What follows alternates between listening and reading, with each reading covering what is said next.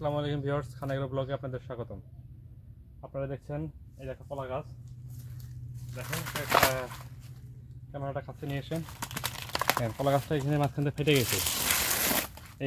এটা হলো দুইটা কারণে হয়ে থাকে। কারণ হলো ছত্রাকের আক্রমণ এবং কলা গাছে যদি অতিমাত্রায় সার দেওয়া হয়, আর এই জন্যে কলা গাছটা ফেটে যায়। আর এই কলা গাছের ফাটা রোগ, এই কলা গাছ যদি আমরা না কেটে দেই তাহলে এই গাছ থেকে পাশের অন্য কোনো গাছে সংক্রমণ হতে পারে। এই জন্যে আমাদের অতীব জরুরি হলো কলা গাছকে টিকাতে হলে অতীব জরুরি আগাছা দমন করতে হবে। এগুলো যে নষ্ট পচা আগাছা দমন করতে হবে এবং